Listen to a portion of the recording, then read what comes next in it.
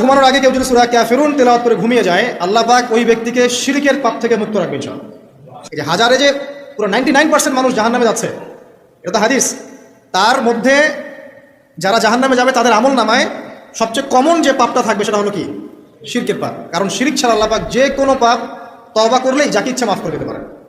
শিরিকরত অবস্থায় কোনো মানুষ যদি মারা যায় তাহলে সে ব্যক্তি জাহান্নামে যাবে, এটাই চূড়ান্ত। ইল্লা মাশাআল্লাহ। মনে রাখবেন, শিরিক চিন্তায় হয়, কথায় হয় এবং কাজে হয়।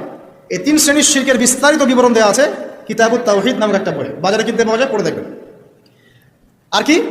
রাতের বেলা শোয়ার আগে পড়বেন 33 বার সুবহানাল্লাহ, 33 বার আলহামদুলিল্লাহ এবং 34 বার আল্লাহু আকবার। আল্লাহর পক্ষ থেকে আপনার শরীরে শক্তি আসবে।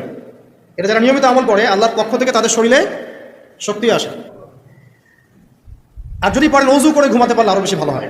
এবার আপনি ঘুমাচ্ছেন ডান কাত হয়ে, কি পড়বেন এই সময়? আল্লাহুম্মা বিসমিকা আমুতু ওয়া আহইয়া, আলহামদুলিল্লাহ, 10 বার মুখস্থ আছে। এবার ঘুমান।